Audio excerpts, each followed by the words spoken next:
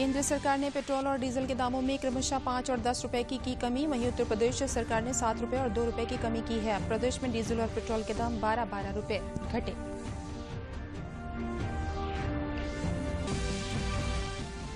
देश आज मना रहा है दीपावली का त्योहार। राष्ट्रपति, उपराष्ट्रपति, प्रधानमंत्री और मुख्यमंत्री ने दी देशवासियों को बधाई। कोरोना प्रोटोकॉल के बीच देश भर में दीपावली की धूम।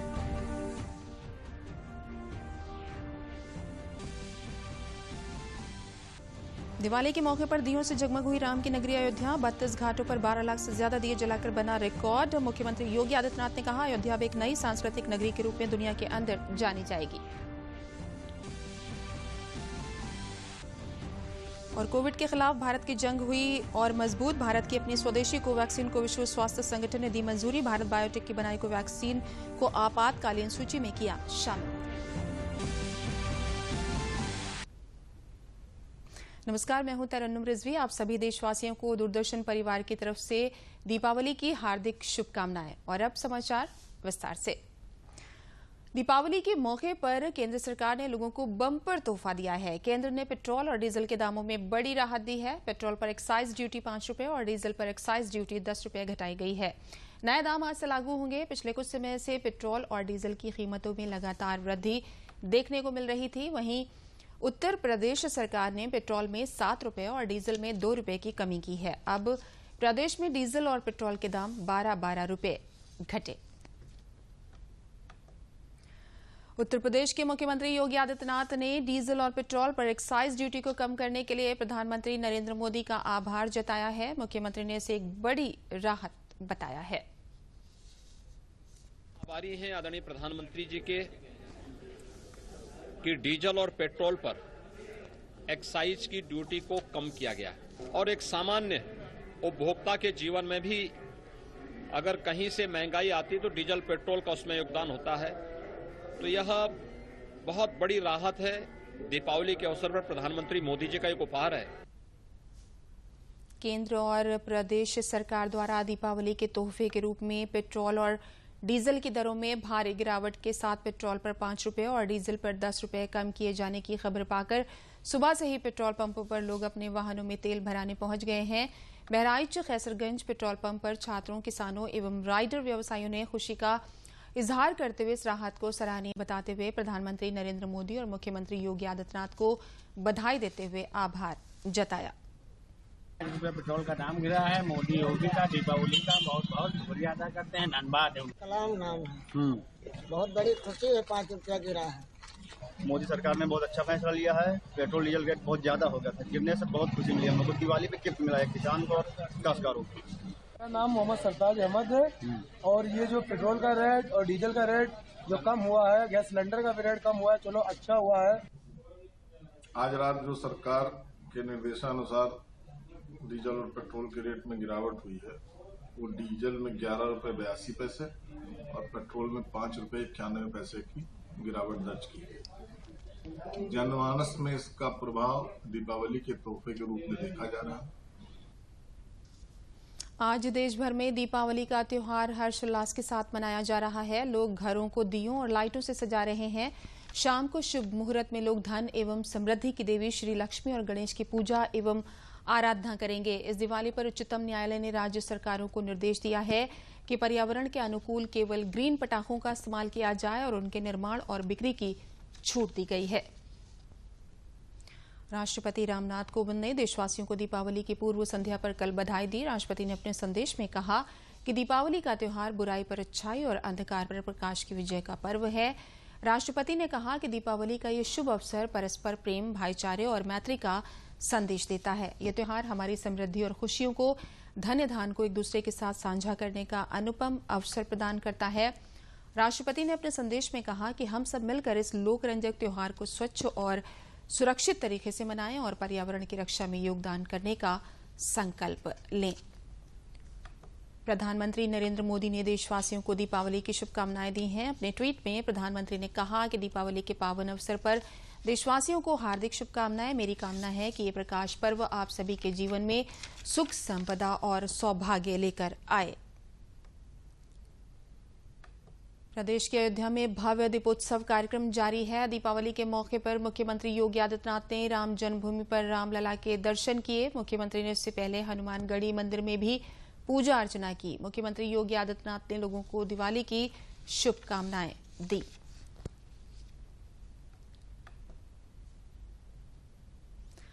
सरयू का घाट हो, दीपावली का मौका हो और अयोध्या नगरी हो, ऐसे में दियों से उठती रोशनी क्या छटा बिखेरेगी, इसकी कल्पना करके ही दिल और दिमाग रोमांचित हो उठता है। यह सिर्फ कल्पना ही नहीं रही, बल्कि अयोध्या में 12 लाख दिए जलाकर एक नया कीर्तिमान बनाया गया। सरयू के घाटों पर दीपों का प्रकाश है। छटा ऐसी बनी है कि पलक झुकाए बिना निहारते रह जाएं। सप्तपुरियों में से ये है एक पुरी अयोध्या। दीपावली की पूर्व संध्या पर अयोध्या में कुल 12 लाख दीप जलाए गए। 9 लाख दियों से सरयू के 32 घाट और 3 लाख दियों से शहर की भव्यता देखते ही बनी। रंग बिरंगी रोशनी में नहाई अयोध्या मानो प्रभु श्री राम के आगमन पर्व पर झूम रही हो। ऐसी आभा, ऐसा दृश्य जो परिकल्पना से भरे, अद्भुत और अद्वितीय। 5 वर्ष पहले जब अयोध्या के बारे में दीपोत्सव की चर्चा सामने आई थी, तो अयोध्या में ही आज के दिन पर यह आयोजन नहीं हो रहा था। तब हमारी सरकार ने तय किया कि नहीं, अगर अयोध्या को उसकी पहचान दिलानी है तो प्रभु राम के आगमन पर अयोध्या राम राज्य की ओर गया था, भारत राम राज्य की ओर गया था, और एक बार फिर से दीपोत्सव के माध्यम से वे सभी कार्य सफल होंगे। 12 लाख दीपों को दियाओं को जलाकर दीपमाला पूरा जगत को प्रकाशित कर रही है। यह केवल एक विश्व रिकॉर्ड नहीं है, बल्कि पूरा विश्व को भगवान श्री राम की मर्यादा का ये संदेश है। सरयू तट पर ग्रीन पटाखों की आतिशबाजी, सतरंगी आसमान, मानो पूरा समा मंत्रमुग्ध। लेजर की किरणें जब आसमान में अटखेलियां करने उतरी तो आभा मंडल ऐसा बना जो बरबसी अपने आगोश में ले ले। दीप रात्रि का ये रूप देख मानो सब कह रहे हों कि इस रात की सुबह ना हो। मुख्यमंत्री योगी आदित्यनाथ दीपोत्सव से पहले श्री राम, लक्ष्मण और सीता जी का किरदार निभा रहे कलाकारों का श्रद्धा पूर्वक स्वागत किया और सांकेतिक रूप से तिलकोत्सव आयोजन में शिरकत की। उन्होंने इस दौरान अयोध्या विकास के लिए 661 करोड़ की विकास परियोजनाओं का लोकार्पण और शिलान्यास किया। उन्होंने कहा कि देश की लोकतंत्र की ही ताकत है कि श्री राम भक्तों के आगे सभी ताकतें झुक गई हैं। आपकी ताकत, लोकतंत्र की ताकत कितनी मजबूत होती है, आपने उसका एहसास कराया, और उस ताकत का एहसास है जो कल तक राम भक्तों पर आज से 31 वर्ष पहले गोलियां चला रहे थे, आज वो आपकी ताकत के सामने झुके हैं। दीपावली से पहले जगमगाती अयोध्या भारतीय परंपरा, आस्था और श्रद्धा का जय घोष कर रही है। वहीं एक संकल्प भी कि मर्यादा पुरुषोत्तम राम के आदर्श मूल्यों पर चलते हुए ये शस्य श्यामला धरती चर अचर सभी के मान, सम्मान, धर्म, न्याय, सत्य के लिए सदैव संकल्पित रहेगी। अयोध्या से विकास सिंह के साथ bureau report, DD news. Ayodhya में भव्य दीपोत्सव कार्यक्रम में सीएम योगी आदित्यनाथ ने बड़ा ऐलान किया। उन्होंने गरीबों के मुफ्त अनाज की योजना नवंबर से बढ़ाकर होली तक कर दी है। अब गरीबों को चावल और गेहूं के साथ साथ 1 किलो खाद्य तेल, 1 किलो दाल और 1 किलो नमक भी मुफ्त में दिया जाएगा। प्रधानमंत्री मोदी जी प्रदेश के अंदर 15 करोड़ लोगों को और देश के अंदर 80 करोड़ लोगों को फ्री में राशन दे रहे हैं। ये योजना नवंबर तक है, लेकिन अभी कोरोना समाप्त नहीं हुआ और इसलिए राज्य सरकार ने तय किया है इस योजना को हम लोग होली तक लेकर के जाएंगे। और होली तक लेकर के जाएंगे। इस योजना के अंतर्गत हमने कुछ और चीजें इसके साथ जोड़ी हैं। एक, अंत्योदय का जो कार्ड धारक है उन्हें हम 35 किलो राशन दिसंबर, जनवरी, फरवरी और मार्च में फ्री में देंगे हर अंत्योदय कार्ड धारक को। लेकिन साथ साथ राशन में चावल, और गेहूं ही नहीं मिलेगा, अब उसमें दाल भी देंगे, तेल भी देंगे और नमक भी देंगे। अंत्योदय कार्ड धारक को हर महीने चीज देंगे। और भाइयों बहनों, पात्र गृहस्थी के कार्ड धारकों को भी, जिसमें हर यूनिट पर 5 किलो मिलता है, अगर किसी परिवार में 7 लोग हैं तो 35 किलो उस परिवार को ही मिलेगा। जिस परिवार में 5 लोग होंगे उस 25 किलो उस परिवार को मिलेगा। इसमें भी चावल और गेहूं भी मिलेगा। कोरोना के खिलाफ लड़ाई में भारत को एक बड़ी सफलता मिली है। दीपावली पर खुशखबरी देते हुए WHO के टेक्निकल एडवाइजरी ग्रुप ने कोवैक्सीन के इमरजेंसी यूज को मंजूरी दे दी है। कोवैक्सीन भारत बायोटेक की वैक्सीन है। WHO के इस फैसले के बाद भारतीयों के विदेश जाने का रास्ता आसान हो गया है। साथ ही अब भारत दूसरे देशों को भी वैक्सीन सप्लाई कर सकेगा। दिवाली के मौके पर देश को मिला है बड़ा तोहफा। भारत में बनी कोरोना वैक्सीन कोवैक्सीन को विश्व स्वास्थ्य संगठन मंजूरी दे दी है। विश्व स्वास्थ्य संगठन ने अपनी बैठक में कोवैक्सीन को आपातकालीन सूची में शामिल करने का ऐलान किया। विश्व स्वास्थ्य संगठन ने फैसले की जानकारी देते हुए ट्वीट किया, WHO ने भारत बायोटेक द्वारा विकसित कोवैक्सीन को आपातकालीन उपयोग सूची में शामिल करने को मंजूरी दे दी है। इससे कोविड-19 की रोकथाम के लिए WHO द्वारा मान्य टीकों की संख्या में इजाफा हो गया है। WHO द्वारा बनाई गई और दुनिया भर में नियामक विशेषज्ञों वाली तकनीकी सलाहकार समूह ने पाया है कि वैक्सीन कोवैक्सीन कोविड-19 की रक्षा के लिए विश्व स्वास्थ्य संगठन के मानकों को पूरा करती है। कोवैक्सीन की समीक्षा WHO के strategic advisory group of experts on immunisation द्वारा भी की गई थी और इस टीके को 18 साल और इससे अधिक की उम्र के लोगों को 4 सप्ताह के खुराक अंतराल के साथ 2 खुराक में देने की सिफारिश की गई थी। दूसरी खुराक के 14 या अधिक दिनों के बाद कोवैक्सीन किसी भी गंभीर स्थिति में कोविड-19 के खिलाफ 78% प्रभावकारी पाई गई। आसान भंडारण के चलते निम्न और मध्यम आय वाले देशों के लिए बेहद उपयुक्त है। उपराष्ट्रपति वेंकैया नायडू ने इस उपलब्धि पर ट्वीट किया, यह जानकर खुशी हुई कि भारत के स्वदेशी टीके कोवैक्सीन को WHO द्वारा आपातकालीन उपयोग के लिए मंजूरी दी गई है। भारत बायोटेक, ICMR और वैक्सीन के विकास से जुड़े अन्य सभी लोगों को बधाई। केंद्रीय स्वास्थ्य मंत्री मनसुख मंडाविया ने मेड इन इंडिया कोवैक्सीन को मंजूरी के लिए विश्व स्वास्थ्य संगठन को धन्यवाद देते हुए ट्वीट किया, यह समर्थ नेतृत्व की निशानी है, यह मोदी जी के संकल्प की कहानी है, यह देशवासियों के विश्वास की जुबानी है, यह आत्मनिर्भर भारत की दिवाली है। आज मोदी जी का आत्मनिर्भर भारत का संकल्प सिद्ध हुआ है।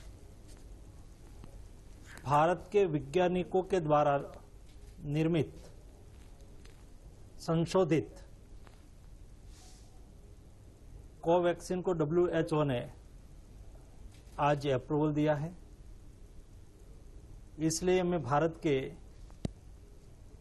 हमारे ICMR के साइंटिस्ट, भारत बायोटेक के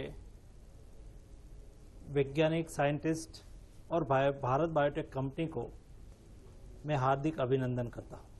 गौरतलब है कि भारत की स्वदेशी कोवैक्सीन को भारत बायोटेक और ICMR ने मिलकर बनाया है।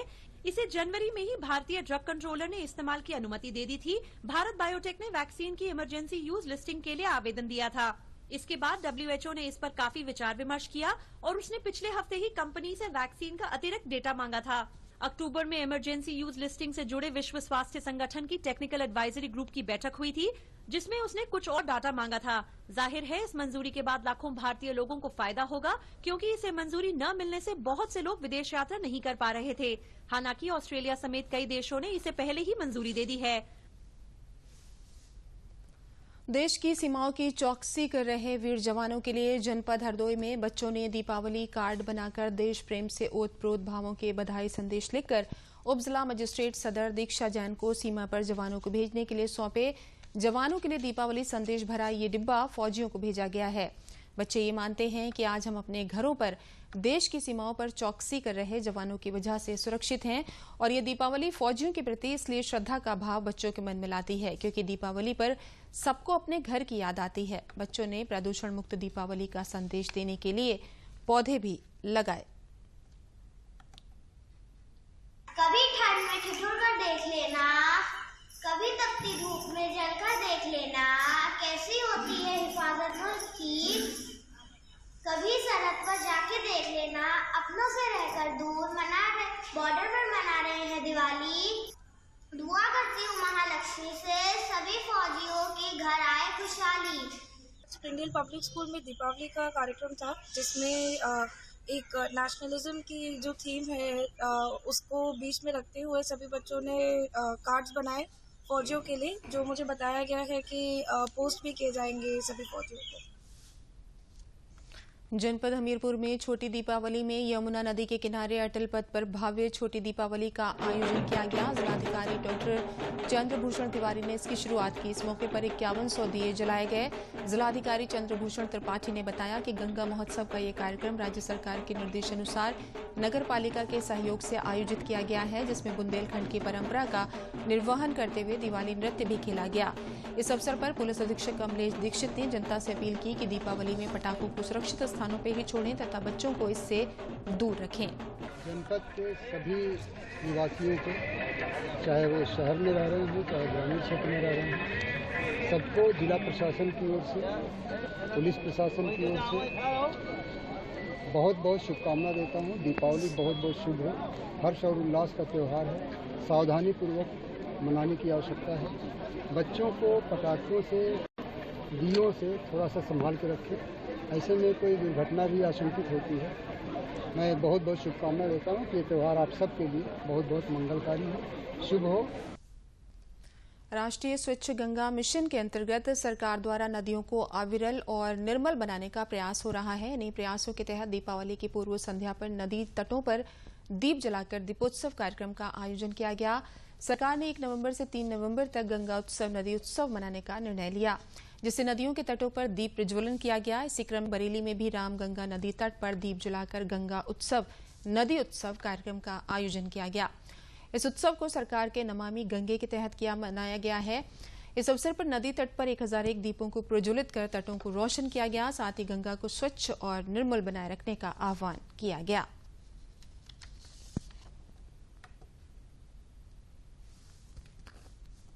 एक तारीख को जिलाधिकारी महोदय द्वारा यहाँ पे नमामि गंगा का उत्सव मनाया गया, जिसमें स्कूल के बच्चे और जो संस्थाएं थी, एनजीओ वगैरह, ये लोग आए और यहाँ बड़ा अच्छा प्रोग्राम किया। उसमें प्रतियोगिता का भी रखा गया था। गंगा उत्सव नमामि गंगे के तहत यहाँ रामगंगा घाट चौबारी पर 1100 दिए जलाकर दीपावली उत्सव मना रहे हैं।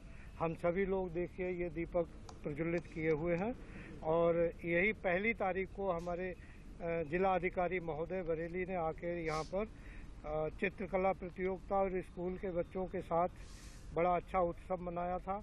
और कल हम लोगों ने वृक्षारोपण करके नमामि गंगे के तहत, गंगा उत्सव के तहत प्रोग्राम रखा। भदोही जनपद के रामपुर गंगा घाट पर दीपावली की पूर्व संध्या पर दीपोत्सव कार्यक्रम और गंगा आरती का आयोजन किया गया। दीपोत्सव कार्यक्रम में 2100 दीपक गंगा घाट पर जलाए गए।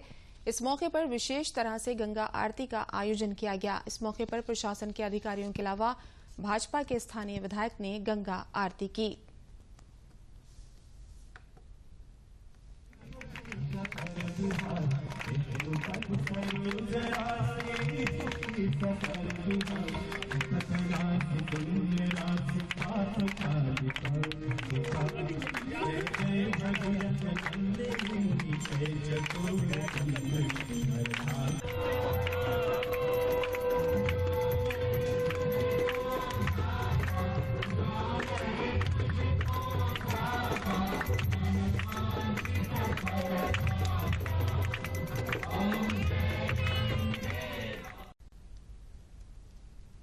केंद्रीय गौवंश अनुसंधान संस्थान मेरठ ने अपना 35वां स्थापना दिवस मनाया। इस संबंध में संस्थान द्वारा विभिन्न कार्यक्रमों का आयोजन किया गया। कार्यक्रम में कृषि वैज्ञानिक चयन मंडल नई दिल्ली के अध्यक्ष डॉक्टर ए के मिश्रा ने मुजफ्फरनगर और मेरठ के किसानों को आय दुगनी करने के संबंध में विस्तार से जानकारी दी और पशुपालन पर जोर दिया। कार्यक्रम में किसानों को नई तकनीक की जानकारी देने के उद्देश्य से एक प्रदर्शनी भी लगाई गई। इस दौरान किसानों को अनुसूचित जाति उपयोजना कार्यक्रम के तहत डेयरी किट भी वितरित की गई।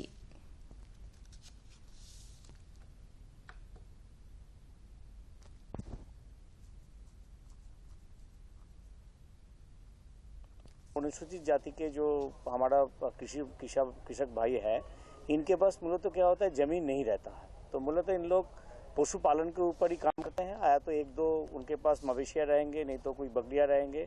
तो इनको तो एक वैज्ञानिक पद्धति से कैसे उनको गोपालन कर पाए इसके ऊपर शिक्षा देना, और वो जो कर रहे हैं उनको थोड़ा सा और आगे बढ़ा देना। जैसे कैसे गोवंश को ठीक से रखना है, क्या खिलाना है, समय पर वैक्सीन कैसे देना है, इसके विषय पर उनको थोड़ा शिक्षित करना, और उनसे जो प्रोडक्ट बने उनको कैसे, जैसे एनजीओ वगैरह हमारे साथ जुड़ रहा है, उनके साथ लिंकेज कर दे ताकि उनका प्रोडक्ट भी मार्केट में सही तरीके से चला जाए।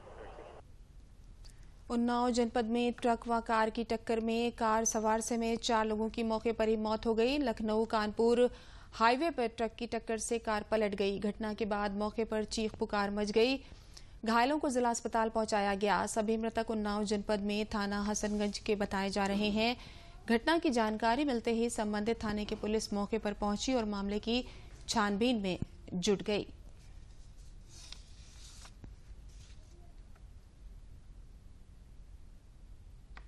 थाना गंगा घाट के अंतर्गत जाजमो चौकी क्षेत्र में एक ट्रक ने जो लखनऊ से कानपुर की तरफ जा रहा था, एक वैगनार जो रास्ते में खड़ी थी उसने टक्कर मार दिया।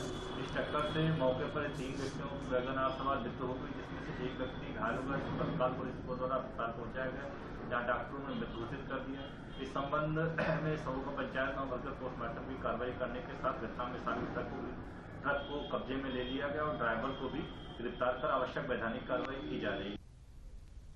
कानपुर में जीका वायरस से संक्रमित 25 नए मरीज पाए गए हैं। इनको मिलाकर जीका वायरस से संक्रमित मरीजों की संख्या बढ़कर 36 हो गई है। कुछ दिन पूर्व कानपुर में जीका वायरस का पहला मरीज मिला था, जिसके बाद संक्रमित मरीजों की संख्या 10 पहुंच गई थी।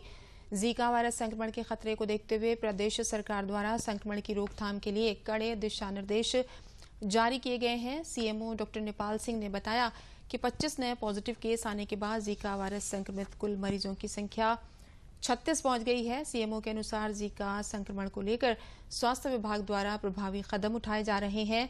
संक्रमण के प्रभावित और संभावित क्षेत्रों में फॉगिंग और साफ सफाई की जा रही है।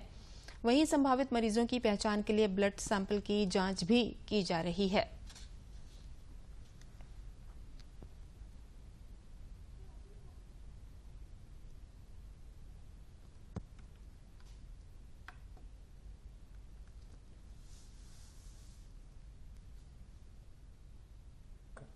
नवंबर 2021 को जीका वायरस के 25 नए प्रकरण सामने आए हैं और कुल आज तक 36 कुल प्रकरण जनपद कानपुर नगर में जीका पॉजिटिव पाए गए हैं। जीका एक वेक्टर जनित बीमारी है जिसका संक्रमण एक व्यक्ति से दूसरे व्यक्ति के बीच में मच्छर के माध्यम से ही होता है। जीका के रोकथाम हेतु जनपद स्तर पर स्वास्थ्य विभाग, नगर निगम और जिला प्रशासन के माध्यम से साफ सफाई एवं सैनिटेशन, सर्वे, सोर्स रिडक्शन और सैंपलिंग, इस 4 काम के लिए विभिन्न प्रकार के टीम्स गठित किए गए हैं और उनकी संख्या भी आज बढ़ाए जाने के निर्देश दिए गए हैं। जीका पेशेंट्स के लिए डेडिकेटेड वार्ड्स तैयार करने के लिए उर्सला, काशीराम अस्पताल और इसके साथ साथ डफरिन तीनों जगह उनके डायरेक्टर्स और प्रिंसिपल्स को निर्देशित किया गया है। जीका वायरस के रोकथाम के लिए मुख्य रूप में सोर्स रिडक्शन की कार्रवाई सुनिश्चित किया जाना है। घर के अंदर किसी प्रकार का पानी एकत्रित ना हो ताकि ब्रीडिंग साइट्स ना हो और इसके साथ साथ मच्छरदानी का प्रयोग सुनिश्चित किया जाए। कानपुर नगर में जैसा कि आप सभी अवगत हैं कि जीका के केस निकले हैं।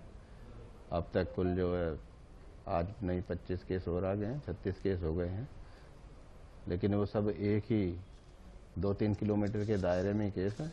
ये वे केस हैं जैसे पहला केस निकला था, फिर उसकी सैंपलिंग कराई थी तो उन्हीं सैंपल्स में से ये भी पॉजिटिव आए हैं और सभी क्षेत्रों में सारी एक्टिविटी, निरोधात्मक एक्टिविटी थी, सोर्स रिडक्शन की, हाउस टू हाउस सर्वे की, चाहे वो गर्भवती माताओं का चिन्हीकरण हो या जो सिम्टोमेटिक हैं बुखार वगैरह के मरीज, उनका सबका चिन्हीकरण किया जा रहा, लार्विसाइडल का वो छिड़काव किया जा रहा, विग्रेसली सघन रूप से जो फॉगिंग और साफ सफाई का कार्य किया जा रहा। बस मेरा इतना ही कहना है कि जीका वायरस से पैनिक होने की, घबराने की कोई आवश्यकता नहीं है। इसमें कोई बहुत गंभीर बीमारी नहीं होती, हल्का फुल्का बुखार आएगा 1-2 दिन के लिए, कई लोगों को तो बुखार भी नहीं आता, तो इसलिए पैनिक होने की जरूरत नहीं है। जीका के केस निकले जरूर हैं, तो किसी भी सूचना से या इधर उधर की सूचना पढ़ के या जान के सुन के उससे परेशान बिल्कुल होने की जरूरत नहीं है। स्वास्थ्य विभाग का पूरी नजर है, सारे काम लगातार किए जा रहे हैं।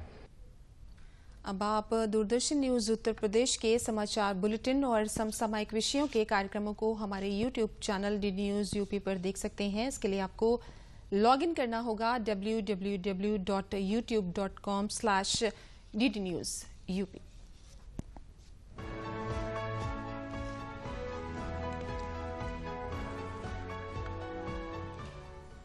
अब आप दूरदर्शन न्यूज उत्तर प्रदेश के समाचार बुलेटिन और समसामयिक विषयों के कार्यक्रमों को हमारे YouTube channel DD news UP पर देख सकते हैं। इसके लिए आपको लॉग इन करना होगा www.youtube.com/ddnewsup।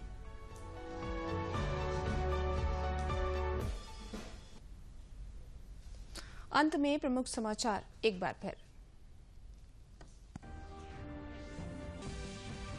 केंद्र सरकार ने पेट्रोल और डीजल के दामों में क्रमशः 5 और 10 रुपए की कमी। वहीं उत्तर प्रदेश सरकार ने 7 रुपए और 2 रुपए की कमी की है। प्रदेश में डीजल और पेट्रोल के दाम 12-12 रुपए घटे।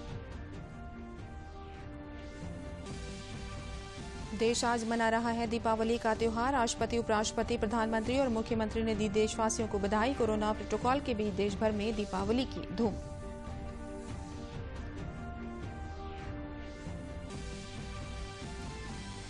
दिवाली के मौके पर दियों से जगमग हुई राम की नगरी अयोध्या। 32 घाटों पर 12 लाख से ज्यादा दिए जलाकर बना रिकॉर्ड। मुख्यमंत्री योगी आदित्यनाथ ने कहा, अयोध्या अब एक नई सांस्कृतिक नगरी के रूप में दुनिया के अंदर जानी जाएगी। और कोविड के खिलाफ भारत की जंग हुई और मजबूत। भारत की अपनी स्वदेशी कोवैक्सीन को विश्व स्वास्थ्य संगठन ने दी मंजूरी। भारत बायोटेक को बनाई कोवैक्सीन को आपातकालीन सूची में किया शामिल। इसी के साथ समाचार समाप्त हुए। नमस्कार।